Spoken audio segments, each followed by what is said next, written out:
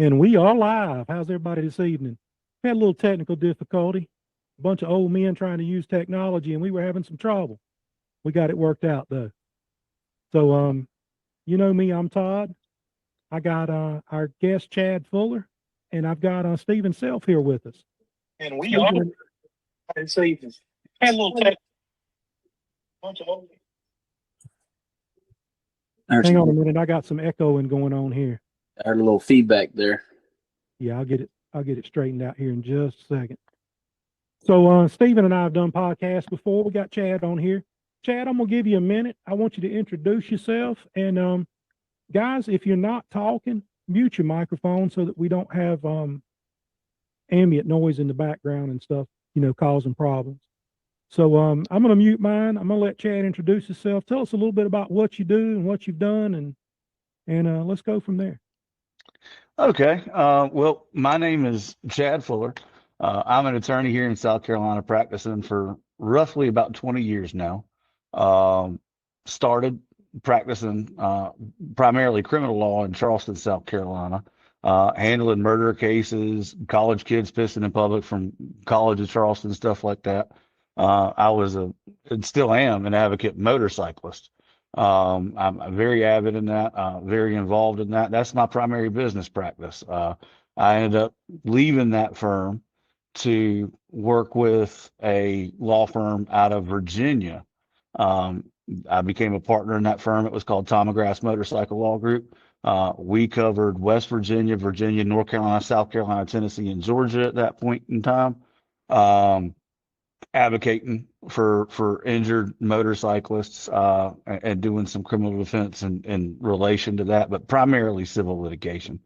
About 4 years ago, started my own practice with my wife, who's also an attorney, doing the same thing, but restricting it just primarily to South Carolina. Once we had a couple girls born, and that definitely changed the dichotomy of our family, and traveling all that geographic area definitely made me an absentee father. And I think it was incumbent upon me to maybe make it to where, I could be wherever I needed to be within a couple hours. In doing that, I became the public relations officer for a group called A-Beta South Carolina. And if you guys aren't familiar with A-Beta South Carolina, A-Beta is actually a nationwide organization. It's kind of like the NRA for motorcycle rights. So in that capacity, I acted as their public relations officer, acted as their lawyer, did a bunch of different things. Drafting legislation, getting legislation passed, advocating for motorcycle rights. I don't got nothing in relation to the motorcycle law. I've been riding my whole life, never thought much about wearing a helmet and stuff on base. But I like to know how you come into about being a property attorney here in South Carolina. That's what I'm kind of interested in. The dues. Yeah, no, that's a very good and valid question. From that standpoint, the way that happened is, I got property years ago, probably 15, 16, 17 years ago. I didn't write that chronology timeline down. In Lodge, South Carolina. I'm originally from Gilbert, South Carolina, so I've heard a lot of people tell me to move back where I'm from. Well, guess what? I'm right from here. So that's one of the things that I would like to correct, that particular narrative. And I've been an avid outdoorsman. I'm sure if you look behind me, you'll see there's animals and stuff all over my wall. My kids call it, room of death and whatnot. But hey, I got a question about that one. That one. It's right over your shoulder right there. Looks like might be a snake skin. Is that what it is? Yeah, there's a rattlesnake skin that was given to me by a guy in Texas. Stephen's a bit of a snake expert. Yeah, eradication. Yeah. Well, but yeah, that is a rattlesnake. I'm surprised your camera's good enough to pick that up. But anyway, so going to it was, I've hunted that property for a long time. My primary way of hunting is bow hunting, archery hunting. The bear you see behind me I killed it with a bow and arrow. The elk, and there's actually several elk in my house, all bow and arrow and stuff like that. Honestly, didn't have any problems with dog hunting for a while. I actually want to make sure everybody understands this. I'm a dog hunting supporter. I don't want to see it go away. I just want to see it not become a nuisance issue, which is what has happened. And that's how I came into this. For me, trying to hunt with a bow and arrow, I had the same groups of people that would be running over me constantly. And that's only started out in the last, I'd say, 5 to 8 years. And that started being an issue. And then me being an attorney, other people started reaching out to me and wanting to, figure out what their legal causes of action were. I've also worked with DNR, like, hey, how can we fix this? How can we come to an amicable resolution? And it got to the point where, and we'll get into this a little bit later, that, there's civil causes of action and there's criminal causes of action. And a lot of what's going on with these SCDNR regulations or proposals, they're not even going to be regulations, they're just proposals, is relating to the criminal side, but there's a civil side. And so on December 30th, I believe, of last year, myself and a couple of like-minded landowners said, hey, let's just form an organization that, can maybe address some of our collective concerns. And essentially, I created that organization with those like-minded individuals off the same basis that we did in ABATE. I've written legislation like H3231, the red light bill, started, with Nikki Haley being the governor and getting some of that stuff passed. And, I just took that same model from what we were doing on the motorcycle rights side to the property protection side. But at the same time, both sides, we're working to a same common goal. And that's what we'll make sure everybody understands, is that our organization is not against dog hunting. And it's a matter of, and thank you for giving me the platform and the forum to talk to you guys about this, because I think that narrative has to be corrected. If I will tell you right now, for a fact, if anybody says that they want dog hunting outlawed in South Carolina, I will step down effective immediately right now. But we do have to address some of the issues surrounding dog hunting as it pertains to South Carolina. I got you. I don't speak for dog hunters in general. I'm just speaking for myself, and I want to make that clear. But I certainly understand where you're coming from. I've read through your bullet points and your page and looked at your outlines, and everything makes a lot of sense to me.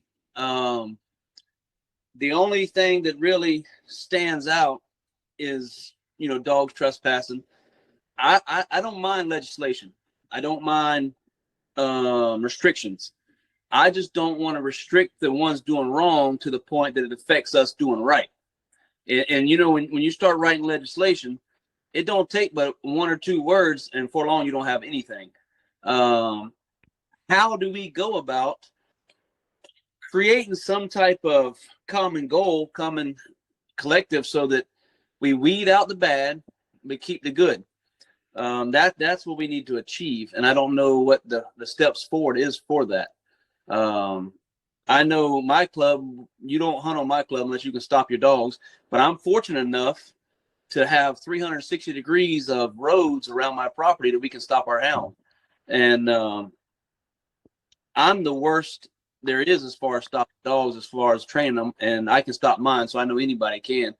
I think we have a disconnect with landowners. My landowners beside me are just as friendly as can be, but we have a disconnect throughout our community that dogs are hurting the property. And I get it that the dogs aren't hurting your property, but it is your property and you have a right to not be encroached upon.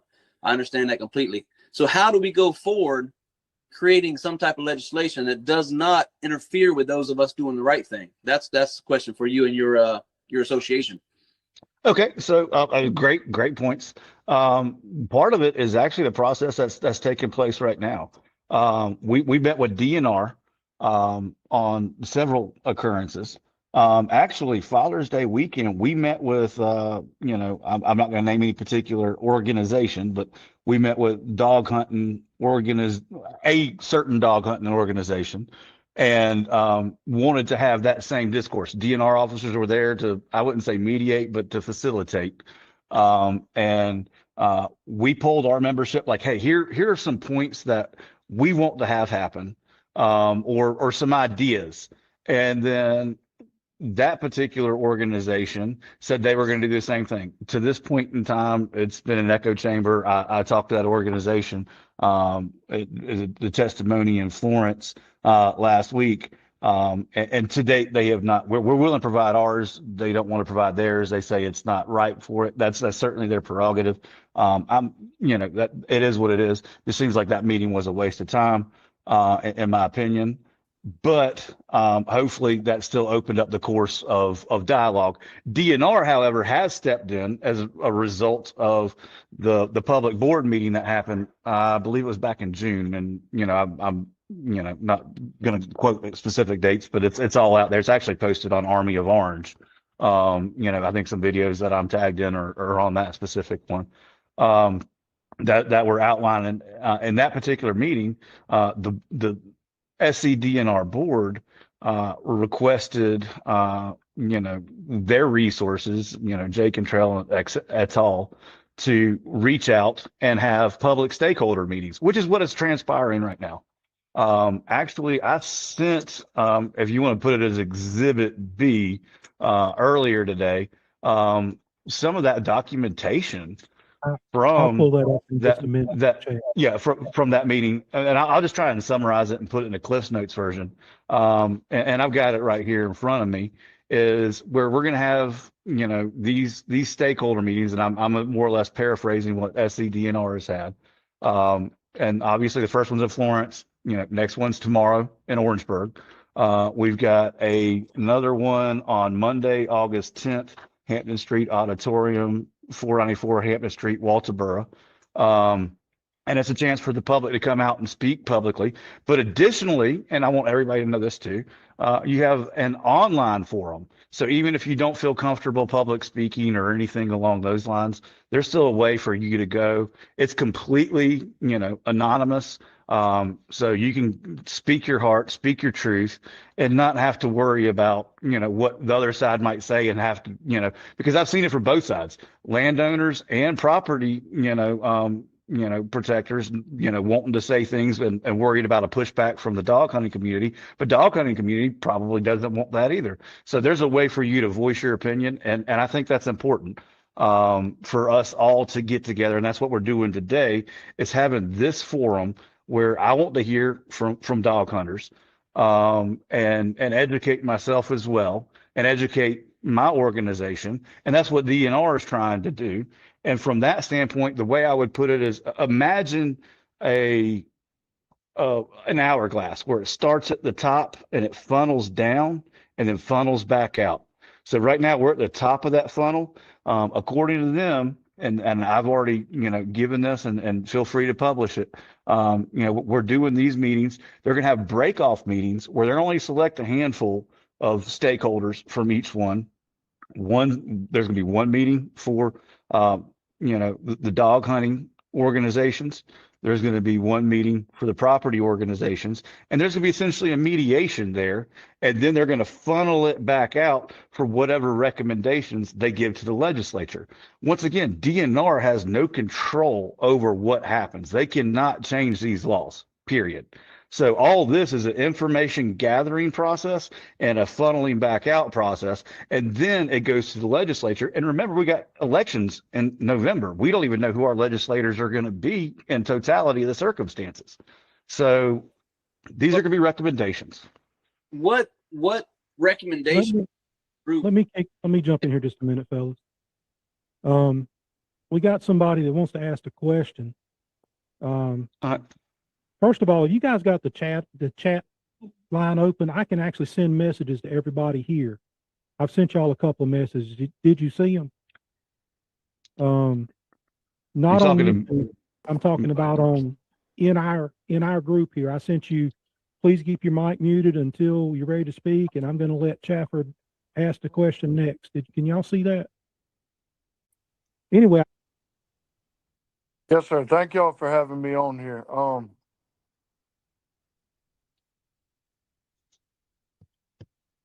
Can you hear me? Yep. All right.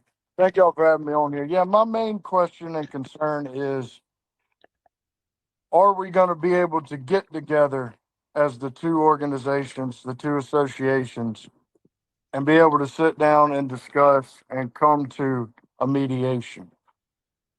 Is my greatest concern with all this. It seems like the bad dog hunters, are determined and set in their ways, and some of the property owners are determined and absolutely set in their ways. And that's my main concern is, are we going to be able to come to an agreement? And that's basically what I wanted to talk about the most. Oh, you want me to take that? Sure. Okay. So I don't have a magic 8 ball that's going to give me the right answer. I wish I did. I wouldn't be a lawyer. I'd probably go play the lottery to give me all the right answers. I will tell you from our organization standpoint, we have tried. I gave up an entire day on Father's Day weekend to go meet with dog hunting organizations, with also some of the property owners and stakeholders there. As I alluded to previously, we hoped that meeting would bear fruit. It has not. DNR is kind of forcing all of our hands right now to come to that same type of mediation, which I think is good. I would rather, and once again, I will won't make sure everybody knows dog hunting does not need to go away. I dog hunt on my property, not for deer. I've actually got, and if you don't mind me giving a shout out, Put Up or Shut Up, I'll be on their podcast and in the near coming future, giving away some stuff. But I've also invited them to come and coon hunt on my property. I also, if you look on my Facebook page, you'll see where I run dogs for pigs on my property, and we kill them with knives. I've seen it done properly. They don't get off of that property line. I got 1,000 acres right there in Lodge. They don't get off that property. They do it the right way. So I know it's possible. As a matter of fact, this bear you see right behind me in New Mexico, I killed that with a bow and arrow running dogs. Never got off the property owner. So I am not somebody that's opposed to it. And, I don't deer dog hunt. That is just not my preferred modus operandi. It has caused me problems as a property owner and has caused our membership, problems. But there's a way to get to a solution, and any mediation is what I would say is what it's probably going to end up being. My membership is not going to be happy with what they get, and the dog hunting organizations are not going to be happy with what they get. But that's the earmark of a good middle line.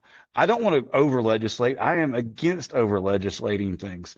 But at the same time, the standard quo is not working. So most of the dog hunters, good guys, how do we get rid of the bad apples? And we need the guys like you asking these questions and saying, hey, here's how, what's the best way to catch, a fox? Hire another fox. So the guys that are there is y'all are going to give us the information to get rid of the bad apples, because ultimately I don't want to see it go away. But the bad apples will make it go away if it continues to permeate and create nuisances. Hey guys, let me read some stuff from the comments, okay? They're starting to build up. Mormon Woody says, dump the box. I told people that if they want to come on screen and participate, I'll send them a link later to stick in here. Michael Brady says, thanks for getting back on topic. I think we were leading in with the motorcycle thing, and we didn't quite get to the dog hunting fast enough. Timothy Beck, Chad's property is so overrun with hounds, it's unsafe for Chad and his kids. How can he in good conscience bring clients and disabled veterans and amputees there to hunt? Michael Brady, heavy fines and criminal prosecution. Michael King, those same fines need to apply to every stray dog that's on somebody's property. Not if dog hunters keep denying how bad the problem is with tailgate dumping on a daily and weekly basis in the most rural dog areas. we're having the conversation here, Michael. That's why we're doing this. General Assembly asked DNR to hold these public stakeholder meetings. This is Timothy Beck again. And electronic surveys, or did DNR take it upon themselves to gather input and make an issue for them to address? Jamie, we need to invite him on a dog hunt so he can really see what we do. Chad just gave a thumbs up. I think he's going to come back and talk to you, Jamie. I'm your Huckleberry. He said he's your Huckleberry. Meyer said, so essentially you're responsible for starting this entire situation. You want to address that one? Okay, so that's a fair question. No, I'm not essential in starting this entire, quagmire. It's something that has been there for a while. I had clients contacting me, and I'd sent you some stuff, especially the Allen v. Dickerson case. I'd also sent you the letter of DV Timber LLC, where it was going to be. Remember, you've got criminal law and you've got civil law. And so whether DNR enforces the criminal law side of things, you got civil law, because we can still sue in South Carolina under a common pleas or whatever else situation, which unfortunately has, created, and me personally, I haven't done it, but there's a possibility that might be coming in the near future, depending on how this all plays out. That has gotten where these timber tracts are no longer leasing to dog hunting companies because of some of the issues that have happened. And so my part in the Property Protection Alliance too is to try to come to a reasonable and equitable solution to where we're not getting rid of dog hunting, period. We don't want to make it to become like a civil litigation situation where we're not doing it just on the criminal side. So if there's a way to take care of it from the legislative and executive branch and just get rid of the, like we said, the bad apples, and what we call that in law is recidivists, that would be where we're coming from. So no, it was actually a bunch of people that funneled into if you want to call it like a pimple that needed to be popped, yeah, that's it. But the people that actually kept causing the problems, I would put them as the nexus or your event horizon for this particular period. Real quick on that, Todd. I got a background, and I believe DNR has identified majority of these recidivists, but the fines were so minimal that they continue to happen. And then those of us that are trying to do right are getting punished, not now, but in the near future, possible litigation and legislation for their shortcomings. When you have repeat offenders over and over and over, because the fine isn't but $12 or $50 or whatever the case is, there's some type of a habit forming, I should say. And this is what needs to happen, in my opinion, is I don't want nobody to be fined or punished, but I also don't want to lose my privileges for what you've done. So what is your organization proposing as far as what needs to happen? Well, okay, that is still a very nebulous process. All we're trying to do is getting rid of the nuisance dogs.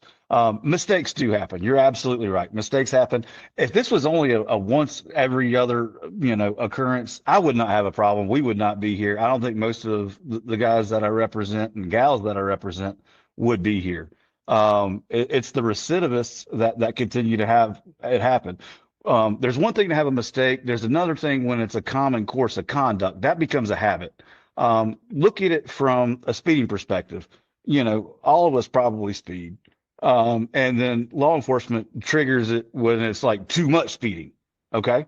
Like, all right, maybe you get 5 miles an hour over, 10 miles an hour. They have every right to pull you 1 mile an hour over. But when it becomes too excessive, that's when they do it. And that's kind of where we're at. It's like, all right, what point is it excessive? And what I will tell you is we had started doing some dogs at large stuff, just trying to get, some of the bad apples out. That turned out to be a conflict with Alan Wilson and the Attorney General. He gave another opinion, which is an advisory opinion. which essentially took the handcuffs off of the DNR agents that were enforcing those marginal fees to their hands. They're now it's the law that's there, especially everybody wants to trigger the Renegade Act. The issue with the Renegade Act is, as its current form states, it doesn't really give DNR the tools or resources to prosecute the renegades, because they're acting in an improper fashion. So now we're trying to figure out, all right, not to change complete law, but massage or amend the law. And it might be the old adage of boiling a frog slowly. Hey, maybe we make one little change over here, one little tweak there, see if it fixes something, and if not, come back to it. We certainly do not want to go all the way over. I don't want PETA coming into this, organization, my organization or your organization, and start talking about the mishandling or treatment of dogs. That is not something that I want, period. It needs to be the proper stakeholders that are involved in this. And go from there. Let me hop in here a little bit with some stuff from the comments. Thank you so much for that, Chad. We got one person that says, we found who the bad apples is, and I said, who's the bad apple? The reply was, anybody who speaks about private property rights. This line of thought will just never go away, so dog hunting eventually will, unfortunately. We got another comment from Michael Floyd. How can we stop the landowners and still hunters from shooting the dogs? Johnny doesn't have an alpha system that have geofencing capabilities. Chad's going to give away some alpha equipment, so you might want to stick around there, Johnny. But he says, does it work? We already have the Renegade Hunter Law, and this is why I interrupted you when I did, because you were talking about the Renegade Hunter Law. Is it being enforced? How many tickets were written in the past year? And one of the other comments was, we already have laws on the books. Let's enforce those laws.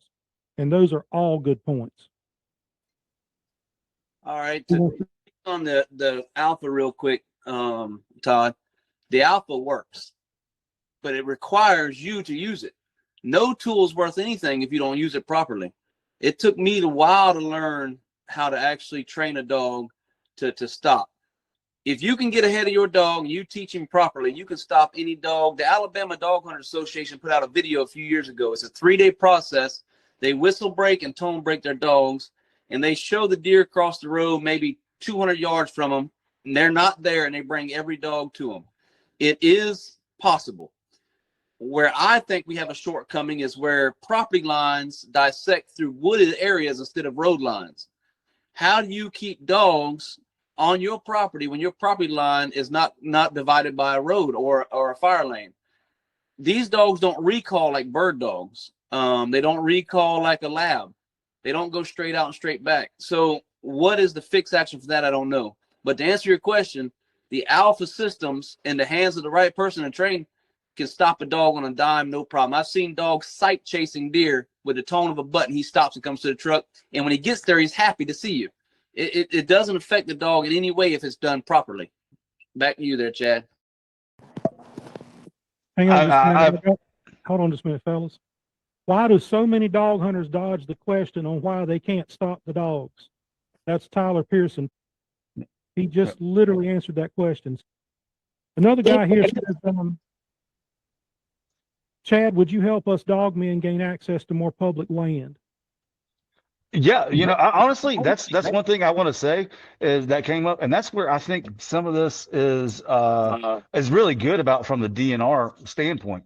Is I heard some really good positions at the Florence meeting that I think are very valid from the dogman side. I mean, y'all have every right to use state ganglands like we do. Now that's going to be up to SCDNR. But I think that would certainly curtail some of the pressure that's put on us as private property owners. I think that's another solution, and that's what this conversation is about. And I want to make sure everybody understands PPA is not against dog hunting. It's about finding solutions to the problems that are there. And I think that is a potential solution. that is there. Another one that I was talking with an attorney that does, I don't want to name any names because I don't have their permission to do so. Making it mandatory to use GPS collars. Not everybody uses GPS collars. I think that could be, one thing that could, be a step in the right direction. Another thing is reaching out to Garmin or maybe even Hunt on X to maybe have automatic geofencing to where it makes it easier for the dog owners to hunt their property and keep it off. Like I said, I think if this is just like a every once and then again occurrence, it's not going to be an issue.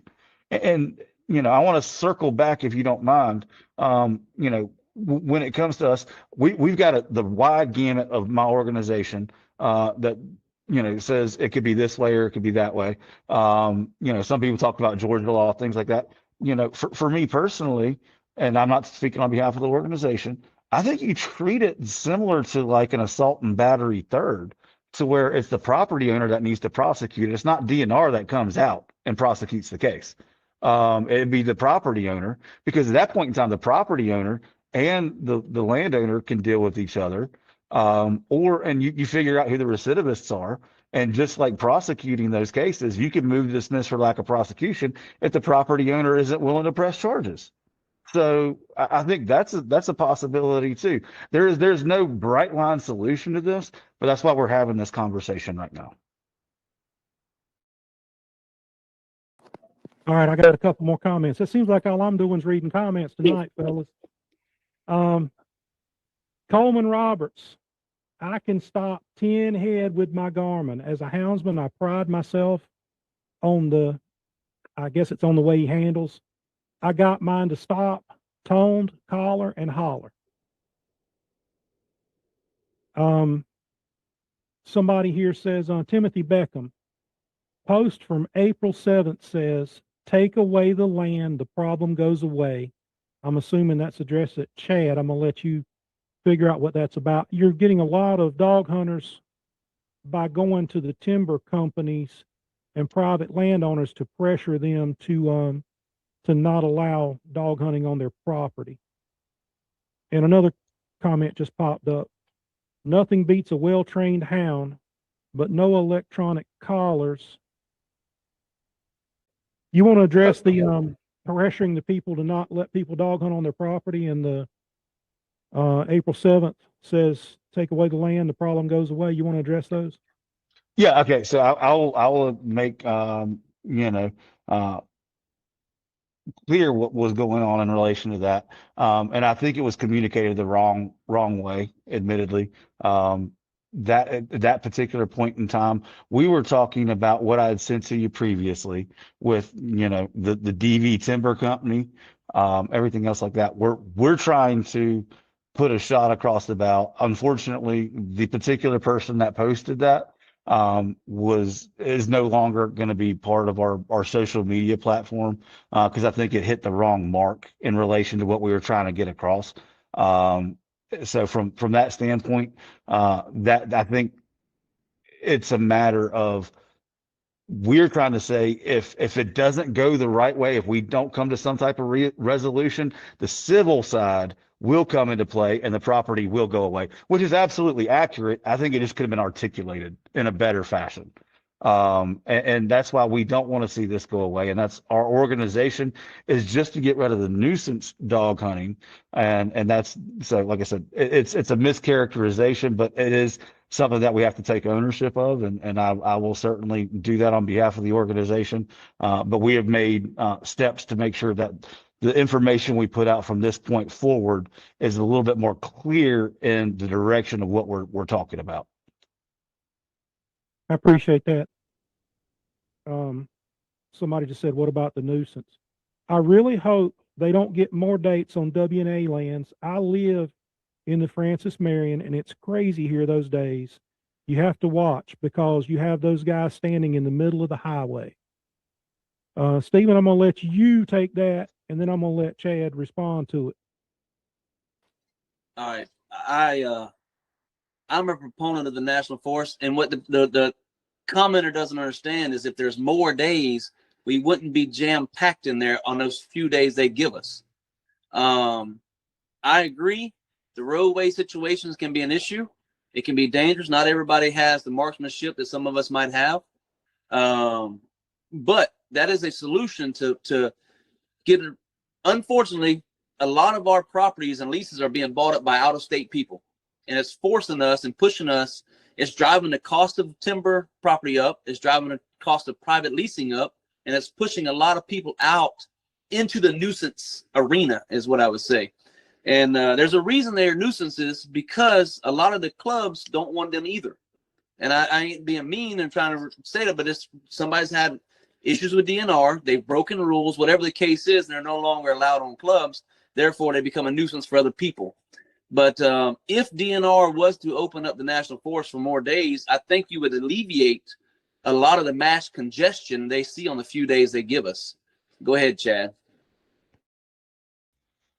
I'm not opposed to that. That is not, that is nothing that I think we would ever be opposed to. I don't see any way that we can be, because we are here for private property rights. I mean, as far as I'm concerned, you guys have paid for that land just like anybody else has as a taxpayer. You should have equal access to it. If you go back to, and I know some people are pissed off about the motorcycle stuff, but if you go back and read H3231 that I wrote about equal access for everything else like that, that could give you a little bit of a blueprint.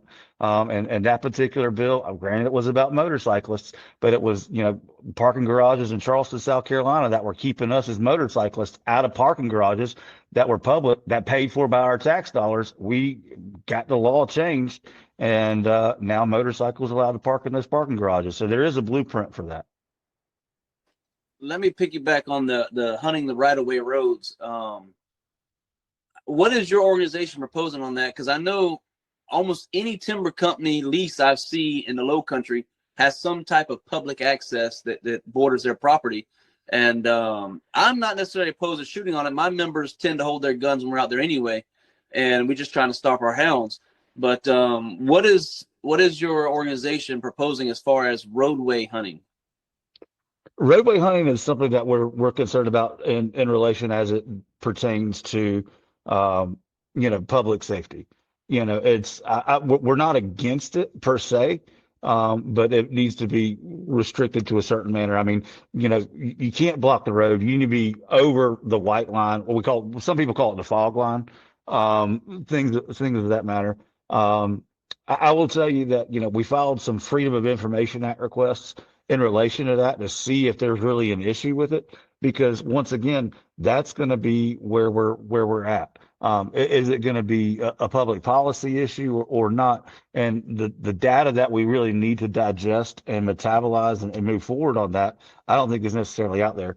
But from just a logical standpoint, don't be shooting across the road, but hopefully most people are smart enough to do, not do that. However, I would not say that we have enough information, period, to digest that, but it is something that is definitely going to be addressed in the future. And I think that is going to be more for the legislature to address, especially under Section 56 of the Uniform Traffic Code, rather than going through the hunting code. So that's what I kind of foresee happening. Hey, Chad, I got a couple of things here. One, I did some Freedom of Information Act requests myself on road hunting. There's some places where that I can hunt from the road, and it's safe to do so because there's nothing there but trees. But there's a lot of places where it's not safe to do that. And you can, in my situation, as long as I control the land on both sides of the road, I can do it. And I control the land on both sides of the road, so it's not a problem. But there are some situations where you're sitting there on the road and you're looking down the road and all you see is houses. You should still be able to be out there. I'm not necessarily saying you should be holding a gun, but I'm going to say there's no reason you couldn't hold a gun. I'm going to say you probably shouldn't be shooting unless your life's in danger. Does that make sense? So I've got a lawyer question here from the comments. Daniel Cox says, I thought a law was just passed that you had to be 10 yards in the woods. Not to my knowledge. And I mean, one thing I want to make sure everyone understands is, just because I'm a lawyer doesn't mean I know all law. That's 100% true. It's a lot like doctors. You know, you got cardiologists, you got neurosurgeons, so in this particular area, I think I'm well versed, but I'm not going to sit here and lie to you and say I know absolutely everything. But I'm telling you, with all my research that I've done, I have not heard anything about 10 yards. And sometimes it might be, I guess I should preface this. I'm only an attorney in South Carolina. That you probably have viewers that are in other states that, might have different laws. I can't speak to those states. How many, if you know of any, accidents have occurred from hunting on the side of the road? Has there been vehicle shot that I'm not aware of? Has there been run over? Okay, so no, so that's another thing that we'll probably end up foiling is going to be that particular situation.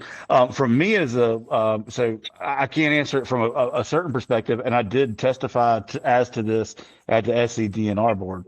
I've had a couple clients, two specifically, that hit deer dogs on motorcycles and had to be life flighted out with major catastrophic bodily injuries. From that perspective, I'll tell you what happened, and we had to sign NDAs, so I'm gonna have to keep this very vague. We were able to get the license plate number of the deer dog truck, and then trace that back to the homeowner's policy. Yes. All right, we hear you. So it traced that back because those deer dogs, and I think this is another thing that people need to understand. It's not just deer dogs, it's really every dog situation, domestic or otherwise. We've done the same thing with bulls or horses. If it's allowed to be on a public roadway, you're strictly held liable from that standpoint, especially if it's a domesticated animal, which no one's going to argue a dog is not a domesticated animal. I mean, you own these dogs. It's different than a coyote. It's different than a bobcat. So from that perspective, you are vicariously liable from a civil context, not a criminal. And that's where I think a lot of people need to understand that. And we'll probably get into it a little bit later. That civil context is you're responsible. So what we did in those contexts is we actually did go against the individuals with that were running the dogs on the road, because those motorcyclists lost their enjoyment of life and everything else. As to entire state statistics, some of this stuff has not been provided yet, and it's going to take some time before it gets provided. But I will promise you this, and I will guarantee you this: we will publish everything to Army of Orange and every other avenue that we can, so that way you guys know, and you got the same information that we have. Speaking on that, I agree. Your hunting animal or your private animal is an extension of yourself, so you're responsible. I 100% agree with that. Do you think going forward that hunting club registries with the state of South Carolina might be a way of going, so that maybe speed limits get posted around those areas, so we meet a compromise, to lower your speed to 35? Because now I don't want you hitting my dog more than you want to hit my dog. Would that be something? I mean, majority of us dog hunters, we love our animals. We don't want them on a highway. However, if there is those cases where GPS is quit, or for some reason something happens and the dog ends up on a highway and somebody might, get hurt, would it be reasonable to ask that we lower the speed limits around registered hunting property? Because it's possible we could register that property to slow down in those areas. Most hunting areas aren't but a mile or two wide of public road. So, I mean, it's not like it defeats your GPS purpose of beating the timeline to get to your going location by slowing down a few minutes for us. I'm just saying, if we're going to meet in the middle, that might be a decent compromise. Hitting a dog at 35 is a lot better than hitting him at 65, and at 35, you have more of a time to react if a dog was to enter the roadway. Go ahead, Chad. Dude, honestly, that's why stuff like that, proposals like that, are exactly why these conversations are happening. I would be in full support of that, registering the property and then being able to have, signs out to slow it down. That would certainly be a compelling public policy argument. And there is no way I think anybody would be beyond that, because once again, we don't want you guys to lose what you got. And if there's a way to make it safer, that's what we're here to do. We're also here to make it to where it's not a nuisance, and that would certainly curtail the nuisance portion of it. My only concern on that would be, all right, what is it going to be as far as, do you have to have DOT get involved or SEDNR and post the signs or whatever else? But those are questions that, we're going to have to address in the legislature and in the enforcement of any potentially proposed legislation, if it comes, or any regulations from SEDNR. But yeah, I think that's a great move. I've got one more question if I can ask.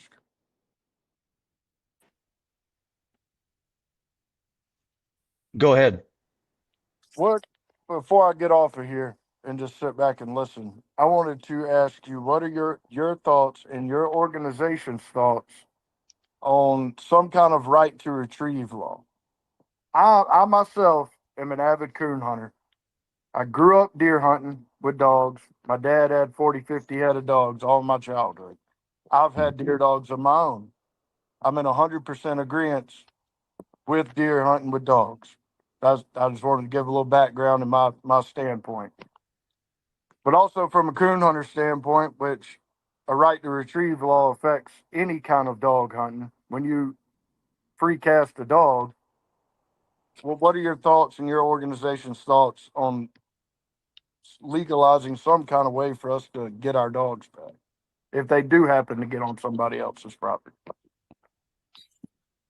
So that's an excellent question. What I would have to say is we would be opposed to that because it goes to the very core and marrow of what our organization stands for. You cannot make it to where somebody else could come on your property. If you think of it this way, think of it from like an eminent domain standpoint. So if the federal government or state government was going to, build on your property, they would have to do an assessment before that taking would take place. I believe there are ways where maybe DNR could be utilized about getting dogs off of property, but to make it mandated that somebody else can come on my property, that opens up a real big can of worms. Because what if you end up stepping in a stump, you end up breaking your leg or your ankle, and you're suing me at that point in time? You see what I'm saying? It still violates that particular contingency.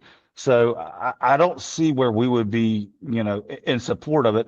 But I think there are things that can be done to make it easier to retrieve these dogs. Okay, that I wasn't necessarily saying just go on a private owner's land and retrieve the dog. I'm saying we need to come up with steps and guidelines to go by, whether it be contact the landowner first, contact DNR, whatever we need to do. Check. But I think there should be something in writing that will allow us to go get our dog. I mean, I don't want to leave my dog treed for 5-6 hours behind your house. You know what I mean? You're going to have to sit there and listen to it. Oh, yeah. Well, no, and I mean, and to be my point. And some landowners will absolutely not let you go on their land to go get your dog. So what do you do then? You just sit there and wait until your dog might come back by the morning time? I mean, to me, that's causing more harm than me just running in there, grabbing my dog and coming back out, whether it be the landowner wants to go with me or a game board needs to escort me. Yeah. That's my point on it. Well, so landowner going with you, absolutely, you're allowed to do that every time. Unfortunately, during like trapping season, my father and I have had to catch a couple dogs out of foot traps that we had set for coyotes. And we returned them immediately. The problem that I've had on my property, you come to it, you'll see I've got a little kennel there where I'll call the owners, and they can retrieve their dogs, with expediency. If I have to leave, that creates a problem. That's only come up a handful of times. But one of the things is that I do believe there needs to be a way to do it, but properly. And that's the same thing that we're dealing with these nuisance dogs, coming on property there where they're not supposed to be. Is like, where is that middle ground where we can all come to a resolution from the dog hunting perspective and the property owner perspective. But yeah, I don't know what the exact solution is going to be to that question. And unfortunately, you're going to get a lot of lawyer answers, which means I don't know. It's going to be, we've got to fill this out and move forward. And in all honesty, the way I've done this, and like I said, I've been practicing law in South Carolina for almost 20 years. That's why they call it practice of law, not mastery of law. We are working towards getting to mastery, but to date, nobody's got it perfect. So we're going to have to work on that. So we got a person in the comments, Michael. If we give the rogues our land, we can't keep the rogues off our land. If we give them access, we wind up creating a fiasco and a war, to be honest. Another person, Grayson Stone, I promise we don't want our dogs on your land no more than you do. Chad, how many times a year are you checked by DNR? One asked, how many acres do you think is adequate to dog hunt? And you know what I'm going to say on that one. Right to retrieve is just putting the burden on your dogs on somebody else. Arkansas and Virginia have a right to retrieve, by the way. It's not my burden to bear as far as you retrieving your dogs. Michael, you're right. It's not your burden to bear. If it's been my position for at least 12 years, probably more. We don't punish accidents. We don't punish mistakes. If you turn your dog loose and he gets across out of bounds on your neighbor's property, occasionally, and occasionally means maybe once a season to me. Might mean something different to you, but that's what it means to me. Because as soon as I say my dog will never do something, he's going to go never like he's nevered before. You know what I mean? But if you turn your dog out and he occasionally gets on your neighbor's property, that's an accident, and we shouldn't punish accidents. Somebody said maximum fines and all this other stuff. There's a time and place for that, but the first occurrence is not it, because it could be an accident. The dog could have gotten out of the kennel. The dog could have been taken by some of these animal rights activists that just, oh my God, Stephen, they're wearing Stephen's page out a lot of times. But there's a lot of reasons the dog could have wound up on your property, not because the owner was negligent or whatever. There's a lot of reasons, but a lot of reasons isn't going to happen every Saturday. So if every time you turn your dog out, it's on your neighbor's property, that's not an accident. That's a habit, and it's a bad habit, and it's something there should be consequences for. That's my position. It's been my position for 12 years. It's been my position since we started the Eastern Carolina Houndsman Alliance. That's the whole reason we started the Eastern Carolina Houndsman Alliance, was to rein in the bad apples. So that's my point, and I'm going to kick it back to you guys. Chafford, if you want to say something else, the denial. Most of the arguments in Eastern NC are not the occasional incidents. It's weekly tailgate dumping. I agree totally that occasional dog crossing are not the issue. Michael, I agree with you too, what I just say. I'm not in denial. I'm telling you, me, 100% agree. How do we stop that bad habit? Well, the legislature can stop that bad habit. But the thing is, you don't want to punish innocent people. That is the wrong mindset. We should not punish accidents. We shouldn't punish accidents. Do you think you should get a ticket every time you drive 56 and a 55? Your car is capable of reporting that information. If you drive a newer model car, it already keeps up with how fast you go and what the speed limit is where you're at. It could send a notification to the government and you get a ticket. It is possible. The technology's there. So do you feel like every time you drive 56 and a 55 that you should get a ticket? And one reason why I know the technology is there, because Well, I have a few vehicles, and I get a report every week about the vehicles and how they were driven and such. Steven's over there smiling. You guys can't see him, but he knows what I'm talking about. Telematics is real. So, I mean, should you? You're saying that maximum fines all the time. Maybe we should do that. Chad's been talking about motorcycles. I'm going to talk about cars. Maybe you should get a ticket every time you run 56 and a 55, since you're a big stickler on laws. Anyway, I'm going to turn it back over to you guys. All right, I got a text from a guy that got a question for you, Chad. All right. Know what's your opinion on out-of-state hunting? He says, for one, the out-of-state dog hunters that overrun our little bit of government woods that we're allowed to hunt. So what he's talking about is early in the season, our season opens up before other states. When our national opens up and they bombard with out-of-state hunting.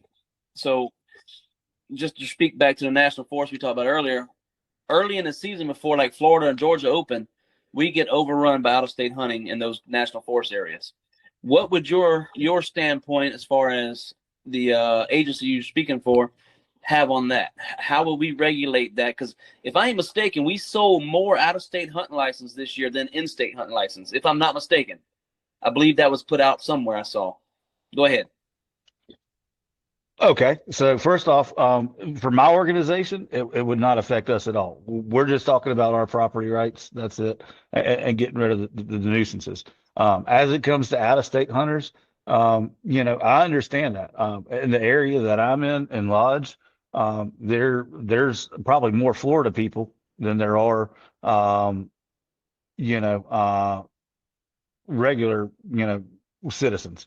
However, if they're doing everything right in the legal way, that's it. Whether DNR wants to raise the fines, or not raise fines, I should say, raise the license fees or something along those lines, that's up to DNR.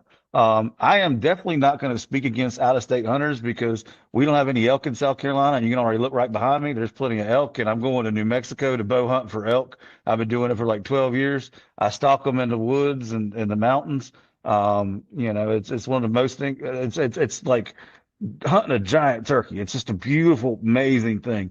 And so I would be a hypocrite to say to get rid of out-of-state hunting, because when I'm doing the very same thing.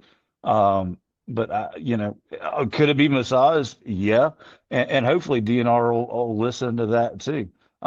There is no silver bullet to this solution, period. I think what he's referring to more is we already tight for space, and if we're allowing, times 2 of the personnel to be into the state, which I'm fine with out-of-state hunting. All my dogs grew up in Florida.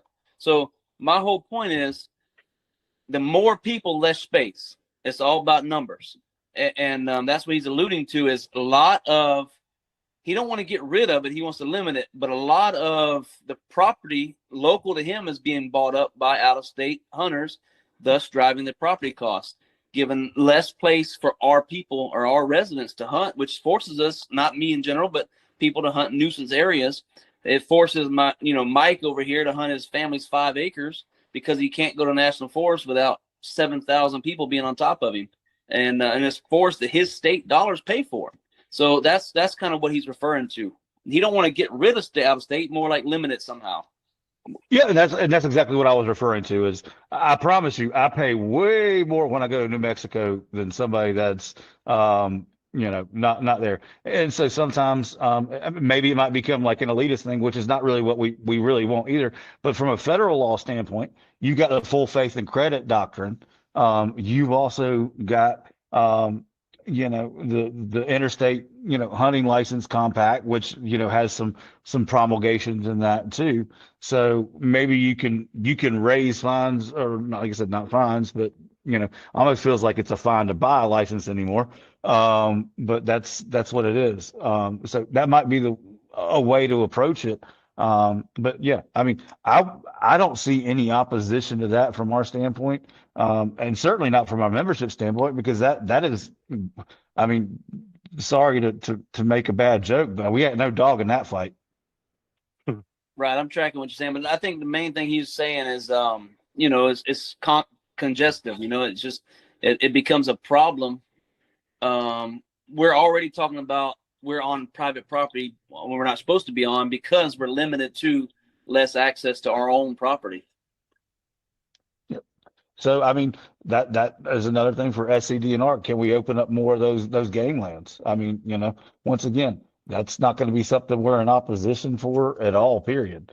If it gives you houndsmen the opportunity to go out there and, do what you do to love while not interfering or affecting our rights, have at it. What you do on your own time is up to you. We don't care. We want you to do it. We want you to enjoy your life, liberty, and pursuit of happiness. We just want you to have that same respect for our life, liberty, and pursuit of happiness as well.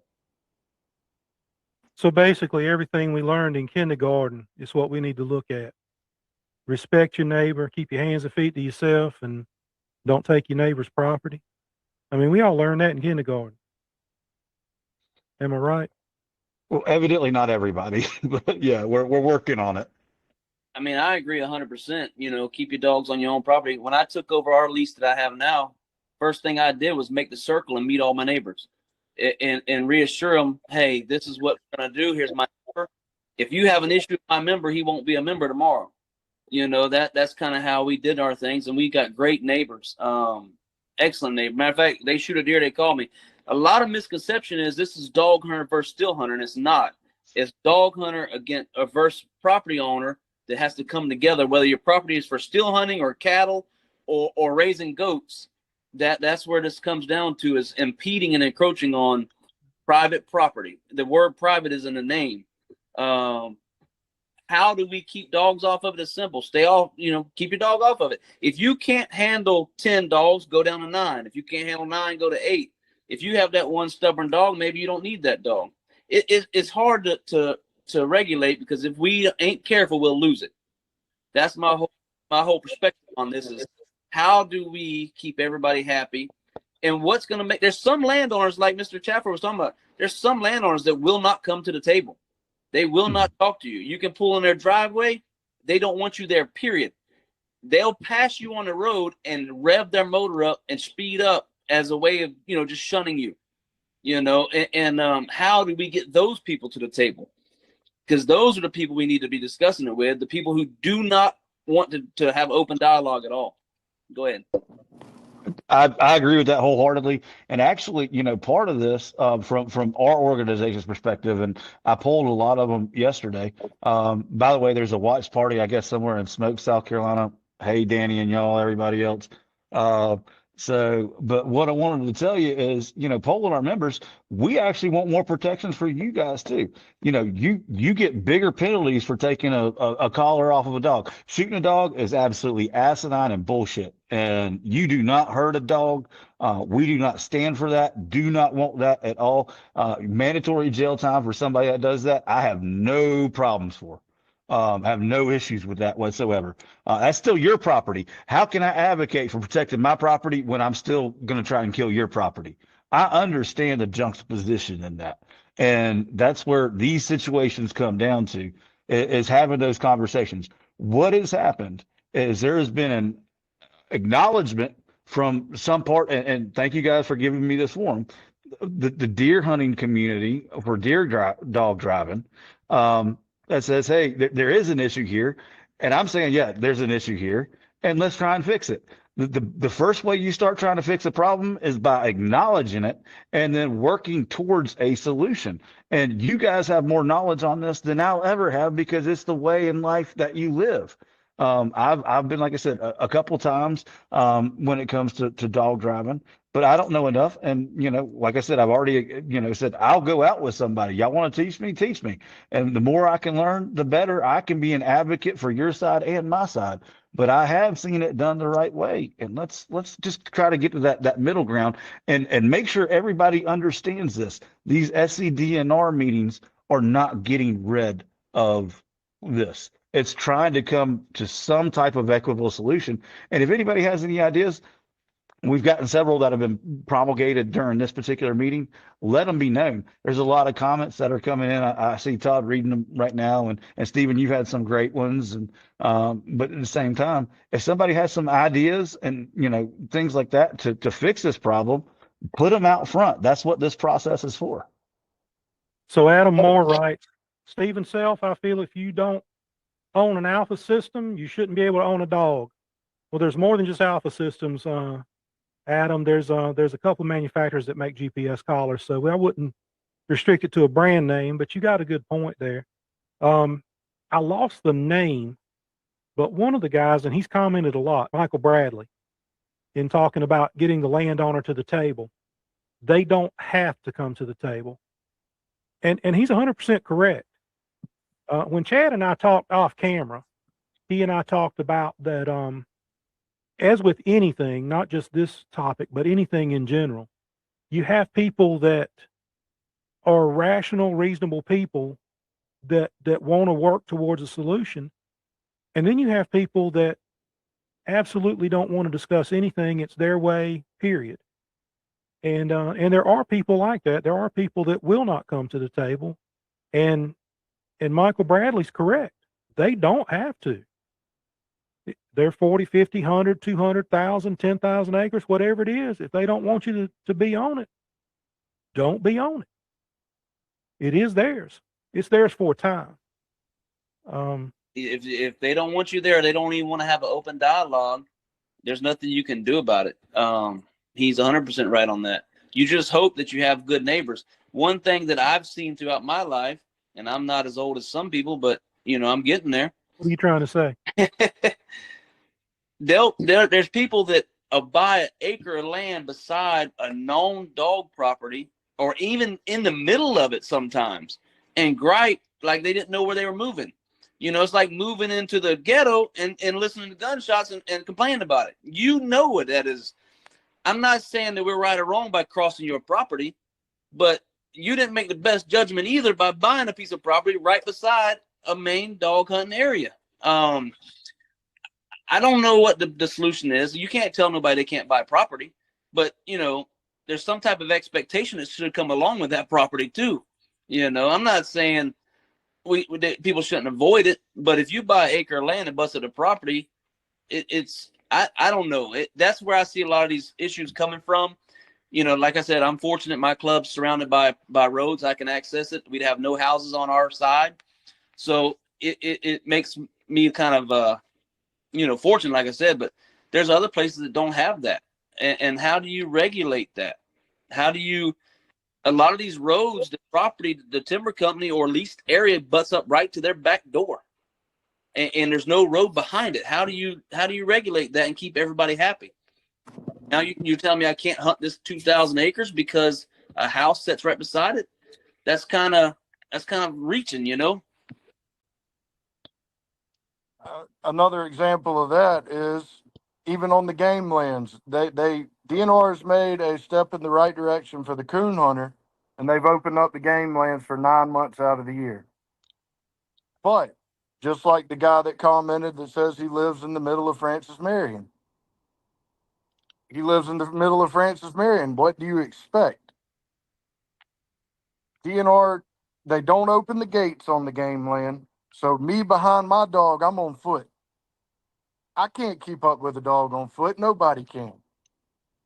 So there needs to be things done by DNR to give us better access to be able to cut our dogs off, to be able to get in front of the dogs and keep them off of people's land. I also noticed that you said dog, Chafford. You didn't say dogs. You didn't dump 10 or 15 loose and try and keep up with them on foot. Anyway, go ahead.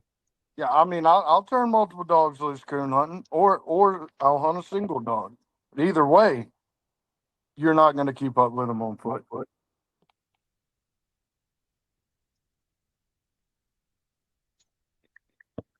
Yeah. But no, Mr. Chafford's absolutely right. When it comes to that is, there do need to be more lines of access. And, I think, for some of these guys, when they're releasing on property, at least as it relates to me, I can't speak for all the property owners in my organization, is when they release on a certain track and area, they have no way to cut the dogs off. And so at that point in time, if you're using the made public road or thoroughway to do that without being able to cut it off, I think you bring up a very valid point that it's maybe the clubs that do have it, hire a company or something like that to come in and cut another fire break. I don't know what the leases are or anything else like that for some of these dog clubs. That's going to have to be on a very subjective basis. But if there is a way to, put standers on a line and cut them off before they get on somebody's property, that seems reasonable to me. It doesn't seem like it's that big an ask. And that would alleviate maybe some of the lease problems that are taking place because now those dogs are not coming onto somebody else's property. And so, I mean, it makes total sense.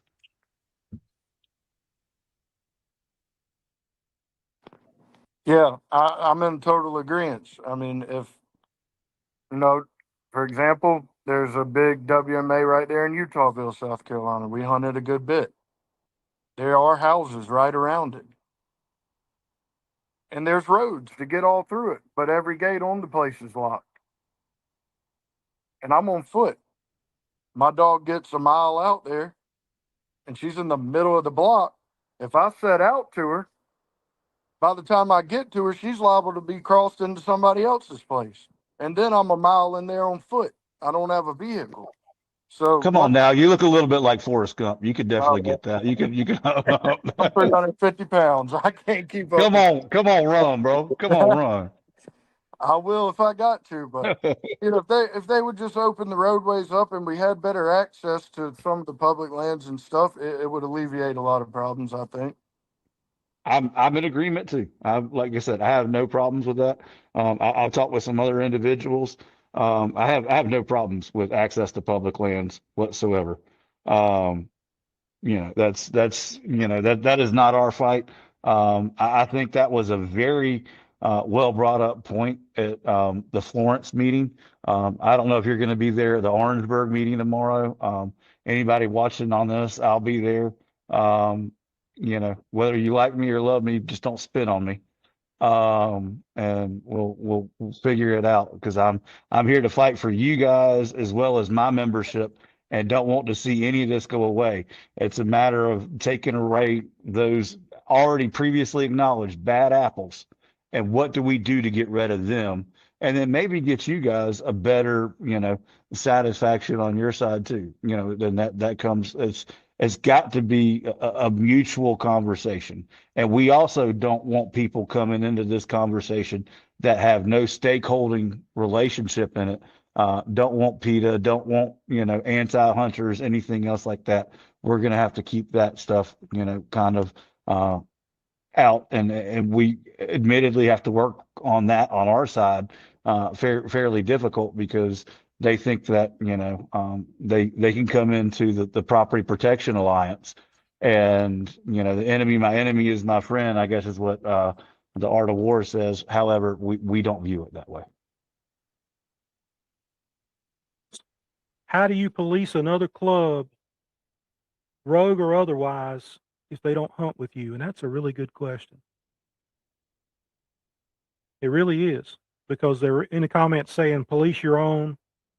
How do you police your own if they don't hunt with you? Listen, but like I've said, you're going to have your people on both sides that are just set in their ways and will not agree to come to the table and try to come to an agreement. So I really don't know where this is going to go. I wish there were more people that could sit here and have a conversation like we're having and try to come up with remedies for the problems. One person, Mitchell King, they need to put roads around the private property in the national forest so you can keep your dogs off the property. And you guys can't see him, but Chafford is shaking his head yes. And he's right. They do need to be able to maneuver in there. When I was a child, my dad hunted, and Chafford, they couldn't take vehicles into the woods where they hunted at, but they could take a bicycle. So so these men had a bicycle with a rack on it, with a basket, and they didn't take 10 or 15 dogs. They carried a dog. And there was no such thing as tracking collars back then. There wasn't the beep beep collars, as people call them, and there wasn't GPS collars. There was listen for the dog and move. And they hunted on bicycles for several years. And then they got to where they could drive the trucks in there, and they started using trucks. But they used horns like a trumpet, like a ram's horn. And they would communicate with each other and with the dogs with the horns, and they rode bicycles. And now we've got way better technology. We've got GPS, we've got radios, we've got all kinds of stuff that we can use to keep in touch with each other. And we need to use it. We need to use it wisely. I agree 100%. You know, I can turn my dogs around for the most part, but you know, Garmin's not 100% going to work every time. There's going to be times you lose communication with your dog. There's going to be times the collar malfunctions, which I run 2 collars on every one of my dogs in case of that. But like you said, I don't think that we should be punished for mistakes that are going to happen. Yes, if it becomes habitual, then yes, something should happen. I was asking the comment section what my solution is. Well, you know, it's just my opinion is all it is. But I told Stephen and Chad both, I've told them both previously that nearly 15 years ago, the Eastern Carolina Houndsman Alliance got together, sat down. We had a big committee. We had a state senator there. We had Wildlife Resource Commission. I think we had 2 commissioners there. We had a whole bunch of people. I've got pictures of it. I've got pictures of me on stage with the senator, and both of us speaking. But we discussed having and this is a nasty word in North Carolina right now because they just did a permit system that I don't like anything about it, to be honest with you. But we discussed having a permit system where that a hunter, not a club, an individual hunter, would receive a permit and their dog would have identification on their dog. It didn't have to be a number painted on the dog. It'd be on their collar, whatever. But the dog was identified. And a committee would review complaints. If Todd's dog was on Chad Fuller's property and Chad pitched a fit about it, the committee would review that report. And they would look at, well, is this the first time this happened? Mr. Edwards, control your dog better and keep your dog off Mr. Fuller's property. We don't punish mistakes, right? But like I said, if it happened every Saturday, every time I turned the dog loose, if he went straight to Chad's property and run laps for 30, 45 minutes or all day, that's a habit, and that's a bad habit, and that should be punished. And we suggested incremental fines and even revoking the dog permit. Unfortunately, the state of North Carolina, in its wisdom, went with a totally different solution that another group had that was a horrible solution, and we fought it tooth and nail and defeated it.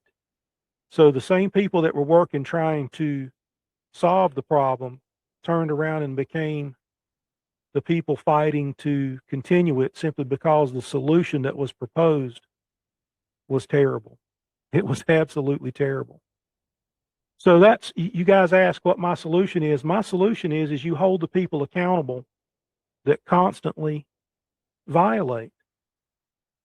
If your dog's constantly on somebody else's property, that's a problem.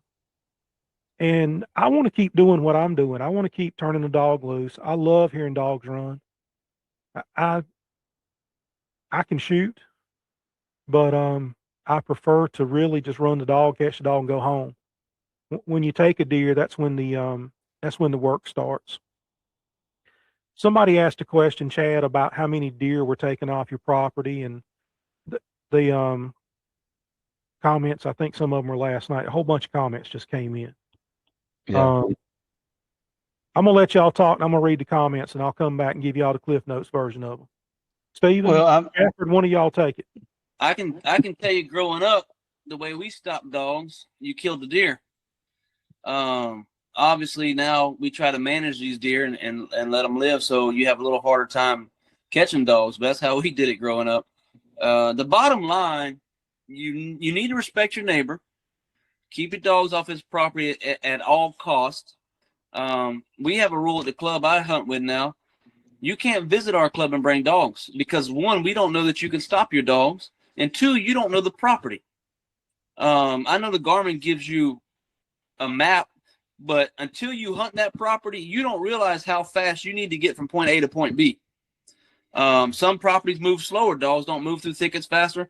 So we don't allow visitors to bring dogs until they've visited 3 or 4 times, and we've got to know them, and then we'll let them bring a few dogs to make sure that we're not encroaching on our neighbors. And one of my neighbors, he requests, hey, please don't hunt our side of your property during a certain time frame when they're having kids over there, having like the hunt for the kids, because they don't want us to interfere with them.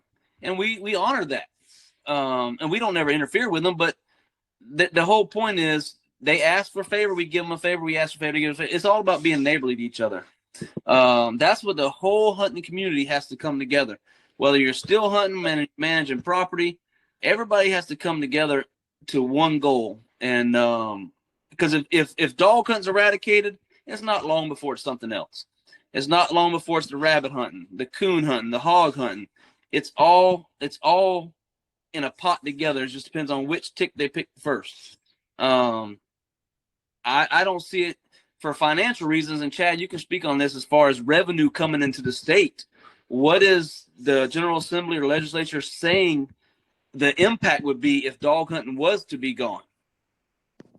Well, honestly, I don't know what those numbers are yet. And we haven't, researched any of that because that is not our thing. We don't want dog hunting to be gone, period. That has never been anything that we FOIA'd or anything along those lines. Because that is a foregone conclusion. We don't want that to happen. So I don't want to see it gone. So why would I target the numbers on that? That's putting the meat on the outside of the sandwich, so to speak. So what I'm trying to do is find a reasonable solution to the problem. And, and honestly, if from what I'm hearing on this particular meeting, in this particular podcast are some really good things, some really good ideas. And those are things that we need to move forward with. And honestly, as we discussed previously and what had happened in North Carolina is if we don't come to an agreement, if we work hand in glove and present something to the legislature that maybe is boiling the frog slowly, like we talked about, it's not going to be the right solution, but let's go with the least restrictive methods and move it forward. We're not asking for a sledgehammer. We're just asking what might curtail this nuisance and the quote unquote bad apples that everybody acknowledges are out there. So having that solution, that conversation is important. And I hopefully more people will come to the table. And that's one of the reasons we created this organization, was to bring people to the table.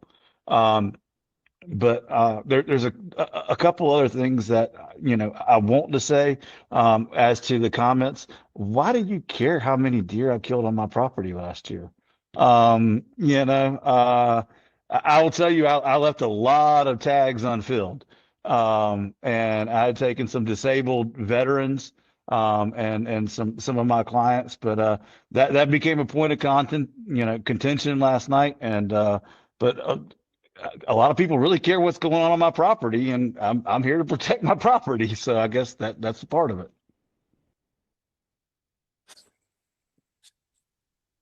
Stephen, I do have a few notes jotted down on revenue if you want to hear them. Absolutely. I'm curious to see what economic impact it would cause. Well- not mentioning the insurance companies.